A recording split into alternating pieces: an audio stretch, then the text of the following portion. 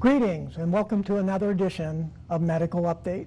I'm your host, Walt Culbertson, and if you're a long-term viewer of the show and you missed our last episode, very sadly you missed the goodbye of Miss Gloria Steinberg, who hosted the show for 20 years without ever missing an episode. Glo was a tremendous asset to our healthcare community and did a fabulous job over so many years of hosting this very important show. I had the great honor of being able to be on the show with Glo over 24 times, and during that I saw firsthand what Glo brought to our community. Glo is retired, gone off to Chicago to be with her family. I tried to convince her that they had that migration thing a little bit backwards, meaning that her family should have been coming here to Jacksonville, but I know that Glo is going to have a wonderful new life in Chicago with her daughter and her grandchildren. So much thanks, Glo, for all you did for our community. We're going to pretty much keep the format of the show like Glo had it, except we're going to add a new feature. We're going to have a website, medicalupdateshow.com, which I will get up and running in the next few weeks. And we encourage you to interact with that show, and I'll talk about that opportunity a little bit more at the end of the show. So imagine the scene. You're a healthy person. You take a lot of time to exercise. You take evening walks. A few weeks earlier, you even were actually out in the woods walking with your family. But all of a sudden, you start to feel fatigued. You have headaches. You're dizzy. You can't quite understand, because you are so healthy, what's happening to you. To make matters worse, as you attempt to seek care and find out what's wrong, you end up on an interesting journey that sometimes leads to mystery more than resolve. And so what we're going to talk about today is a very serious disease called Lyme. It is, in fact, one of the fastest growing infectious diseases in our nation, and very challenging for our physician community. It can very much be an imposter, basically masquerading as many types of illnesses. So it's a huge challenge. We're going to focus the next two shows on this very critical disease because it is that time of year. We know we've had a very warm winter. And the fact is, what we do know about Lyme is that ticks are often the carriers. So it is that time of year. We as Floridians are used to living with critters, but this is one that we can probably do without. So on today's show, we're going to have a patient who has learned to live with the disease and have lived that journey I just described in terms of being diagnosed and treated. We're also going to have one of the leading persons of the Northeast Florida Association for Lyme Disease also on the show. In our next show, we're going to have an immunologist and a physician who are at the front lines of battling this very critical disease. And so with that, it's my great pleasure to welcome to our show today Ms. Julie Klapstein, one of our leading area CEOs, now retired, but still very active in the community. And she recently has found out this journey and how difficult it can be. We also have on the show today Miss Aimee Boggs, who is the president of the Northeast Florida Lyme Association. Welcome, ladies, and thank you so much for being on the show today. Thank you, Walt. Thank you so much for having us. You're quite welcome. So Julie, one day you're hop, skipping, and jumping. The next day you're in the hospital. Or is that how your journey really happened? Well, it happened, the beginning was really about July of 2010. And as a CEO, I travel all over the country. I'm frequently on airplanes in different cities. And I remember being in Dallas. We have an office there. And I was exceedingly tired that night. And I'm really a go person. I exercise every day. I'm always healthy. And I thought, what in the world? It must be all the stress and excitement of what we're doing lately. And I went to bed, and my feet and hands were tingling, toes, fingers, tingling. And I thought, what in the world? And over the next few weeks, it started getting worse. And they were burning, and it was traveling slowly up my arms and legs. So it started at your extremities and kind of felt like it was traveling through your body. Yes, and I noticed that I was extremely, unusually fatigued. And the fatigue kept getting worse, and I almost felt like I was in a fog. And so I went to my primary care physician, of course, and I tried to act like it really didn't exist. It would go away. It didn't. So I made the appointment and got in there and saw him, and he did several tests, including a Lyme test, and they were all negative. He said, I believe you, there's something wrong, but you're going to have to see a neurologist, a rheumatologist, and you're probably in for quite a long search. Wow. So what is a Lyme test, Julie? Well, I don't know exactly what is involved, but there's a couple of different ones, and they go to various labs. So they take your blood? They take your blood just like a normal test, and for a lot of other things, and mine came out negative. We'll get into that further, but apparently that's quite common with Lyme, that it doesn't show up on the normal tests. Well, prior to that, Julie, did you have any other symptoms? Did you find a tick on you? Did you see a red area? Was there anything that you noticed abnormal? No, I didn't see anything. I don't remember being with a tick in any sort of way. I've seen them on my dogs. Yeah, we have a couple of dogs. Being with you, right? Yeah. And I've been in Florida for 11 years. I hadn't heard about Lyme disease being around Florida. And so when the test came out negative, on to the next thing. And the symptoms started getting way worse. And in fact, I started having extreme cramps, numbness. I would put my arm down and it would completely fall asleep. I started getting really significant headaches, very unusual. And the tingling and burning, believe it or not, traveled right into my brain. I could feel it going on. And pretty soon I started having electrical shocks through my system. And then my legs started getting, and arms started getting all weak and rubbery. And the fatigue continued to get worse, to the point where I was out one weekend, and the reason I could not get into a rheumatologist and neurologist it was actually several weeks. And I said, well, my upcoming executive physical is coming up, so I'll just do it there. And actually, it was the weekend before I actually could not walk. My legs were so rubbery, and I had to check myself into the hospital. I was there 3 days and had all kinds of different tests, saw so many different doctors, and they checked me out and said, I'm absolutely fine. Take these pills to help with your neuropathy. And I looked at the doctor and I said, what would you do if you got told you were perfectly healthy and you knew you're not, that you actually believe you're dying, and no one can diagnose you? He said, but they gave you pills. They gave me pills for the neuropathy, for the symptoms. And actually, the pills did help somewhat. Mm-hmm. And he told me, never give up. Well, I'm not one to give up. So the pills actually help with the pain? In the neuropathy, and the rubber feeling, like I just couldn't hold myself up. Mm-hmm. They helped enough. And then later I was diagnosed, when I finally did see another neurologist, with small fiber neuropathy, which meant, okay, now we believe something's going on, but we don't know what's causing it. Right. Well, initially your primary care physician suggested that you see a rheumatologist and a neurologist. I saw many. and so, but you mentioned that it took too many weeks to actually get in to see them, and right. you leveraged this, annual physical that you had. Right. And I ended up actually getting in the hospital for 3 days, and then having the physical anyway. So during that entire period of inpatient, outpatient trips, I probably saw at least 3 or 4 neurologists and an equal number of rheumatologists. And then I continued these visits. And some of these doctors were great, but not once did any of them consider that it could be Lyme disease. Because you didn't find a tick on you? And the tests were coming out negative, and they didn't know. They said it's not in Florida. There's no Lyme in Florida. Well, we know that that's not the case. We certainly do. Is that not correct? So how were you finally diagnosed? Well, I figure that I kind of diagnosed myself, but it was serendipity. I was continuing to have so much fatigue that I could barely make it through the day. I tried not to let anyone but my assistant know.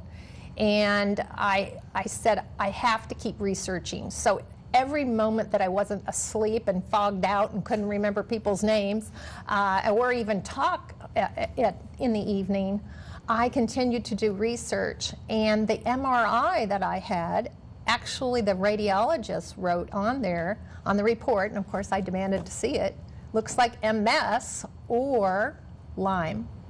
So I had the seed. I'd read so much about it. All my symptoms seemed to point there, even though the tests were negative and the doctor said it wasn't in Florida.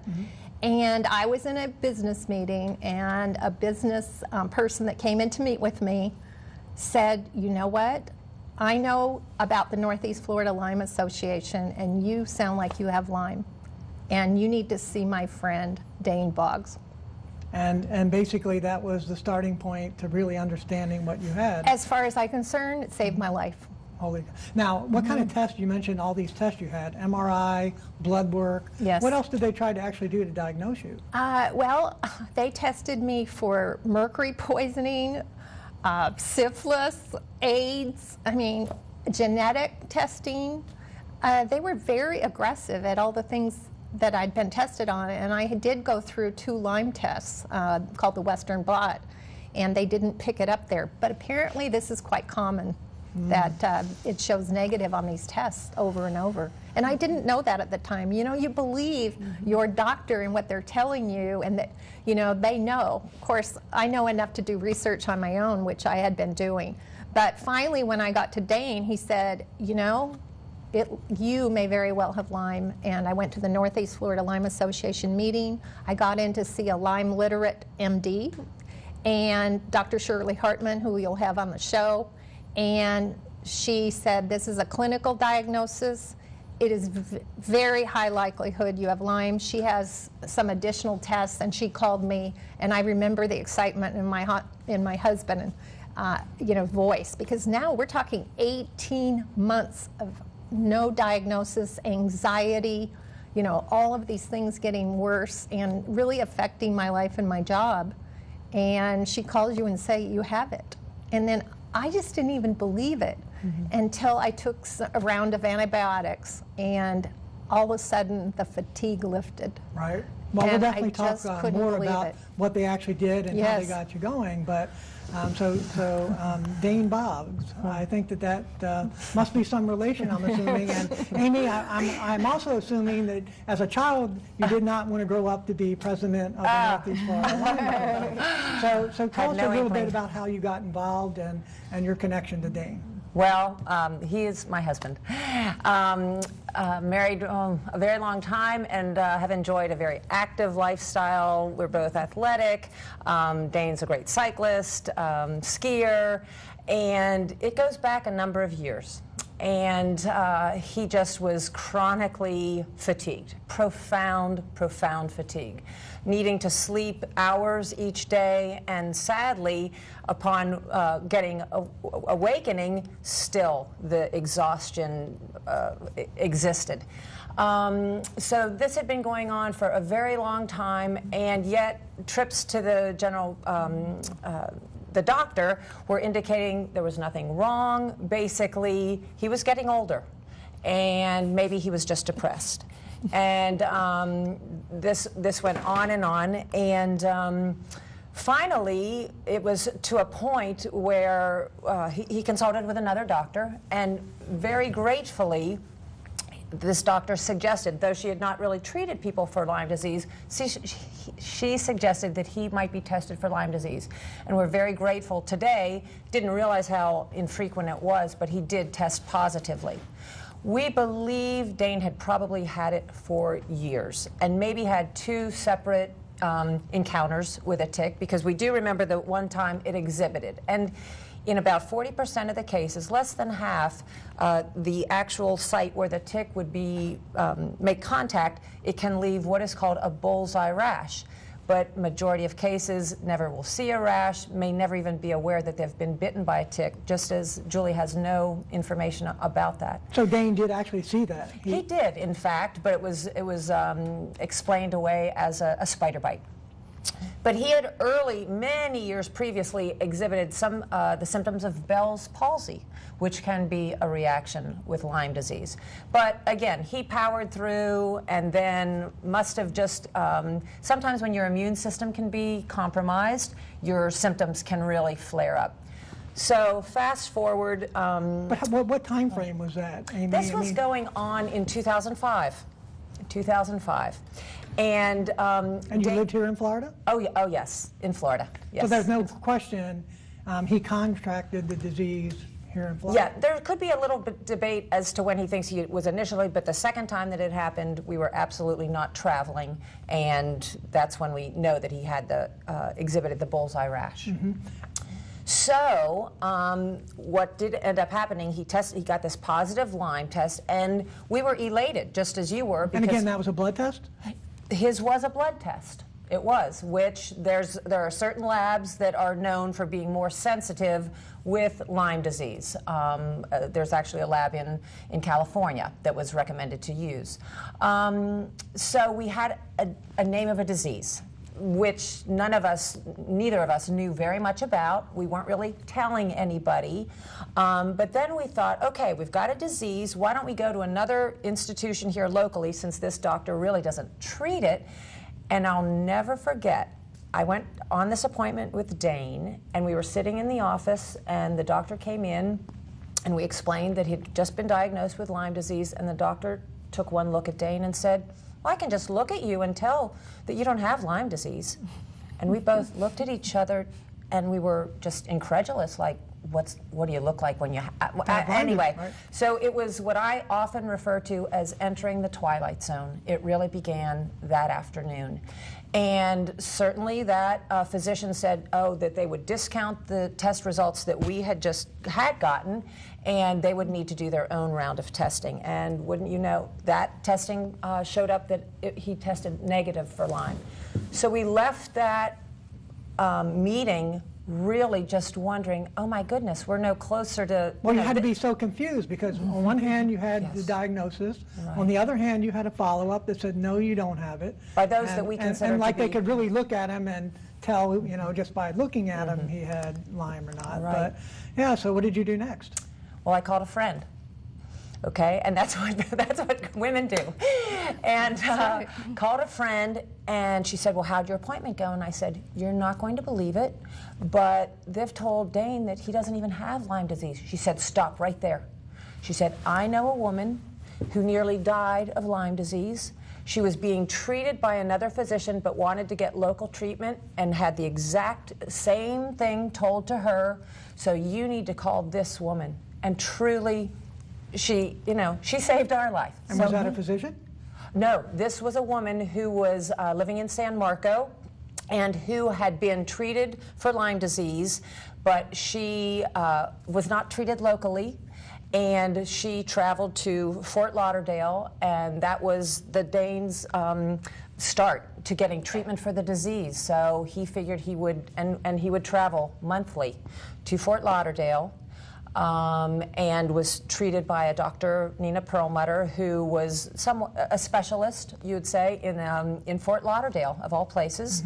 And she'd seen countless people who had been misdiagnosed. And the thing, I mean, it is hard. I've lived the disease for so long now, and I hear these stories all the time, but people that are just getting into this situation, it's hard to convey to them that the information is so cloudy, so controversial in the diagnosis, in the treatment, in the insurance issues that they run into. It is an unbelievable journey. You need a lot of you need support. So might I share a little bit about the Northeast Florida Lyme Association? Yeah, I will fast forward because it was Dane's treatment. I would like to give the good news that Dane functions very healthfully, and he feels that he's cured. He's not receiving any medicine at this time, and he was really successful with using alternative therapies, which there are several of those, in addition to the traditional Western approaches. But what happened for Dane was we learned about, because he was very interested in learning everything that he could, and people were starting to be contacting Dane just because somebody told somebody told somebody, just as we had our journey. That he had it, and that he had it treated, and he actually got better. Correct. Well, we learned that there was a film that was being created, and it was going to be presented in New York City. I believe it was in 2008. 7 or 8.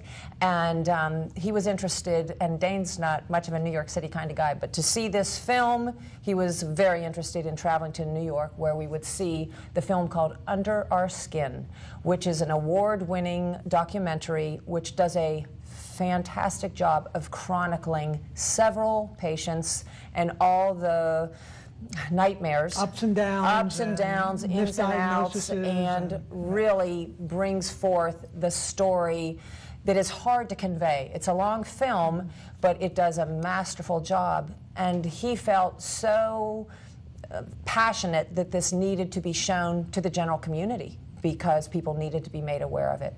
At the same time, a very long-time friend of mine, 20 years of a friend, Dane ran into, and she was symptomatic in classic Lyme symptoms, the rash, the fatigue, et cetera, and she wanted to join forces. Sure enough, she was diagnosed with Lyme. She also had a positive test and felt that we needed to do something. And so the creation of the Northeast Florida Lyme Association was really about showing this film. And that was our humble beginning. And we've gained a lot of members since then, but we'll talk a little more. How did you initially show the film? Well, it was actually in the Ponte Vedra Library. And we had a great resource. At the time, we do have a connection. The PGA Tour has been wonderfully supportive of our efforts in grant writing, and we always we have meetings there for our board. And at the time, the senior director, I believe he was, of the PGA Tour Productions, very sad, his son suffered very significantly with Lyme disease. So he was also wanting to join our efforts. So he was on our board. He's no longer in the area. So well, you can kind of understand that because, I mean, you're talking about golfers. Where are they at? They're outdoors. Yeah. What are they doing? They're interacting with nature. So it certainly makes sense that there has to be a heightened awareness among at least those professionals of the opportunity and the awareness of something that could happen. You're exactly right. Yeah. So we showed this film. We had a wonderful article that was written locally, and we had a full house for showing the film. In addition, we are so fortunate, Dr. Kerry Clark, who we had met in traveling to learn more about Lyme disease, resides in Jacksonville. He's on faculty at the University of North Florida. He heads up their Department of Public Health. He's an epidemiologist. And I call him the rock star of Lyme disease because he has done tremendous traveling and is called upon all the time to speak about, and a lot of his research that we are funding is to improve the diagnosis. So his testing, while it's very manually demanding and hard to duplicate, but he actually is looking for the DNA in the ticks and in blood samples, and has been very successful in his work. But he's done a lot of research work and unquestionably recognizes that it is here in Florida. And if we can only get one message out to people, because I feel there's a wonderful message about Lyme disease, and that is awareness and prevention. This isn't cancer. This is something that can have some knowledge around it, and to avoid getting the disease is so huge. It's absolutely critical. In fact, on our next show, we will have Dr. Clark. It's wonderful. And I believe the physician that you ended up seeing, yes, Dr. Hartman. Dr. Shirley Hartman should be on, and she is what I call and have researched a Lyme literate MD, and she's literally booked up for months because there are so many people in Jacksonville and throughout Florida that have the symptoms I have and others.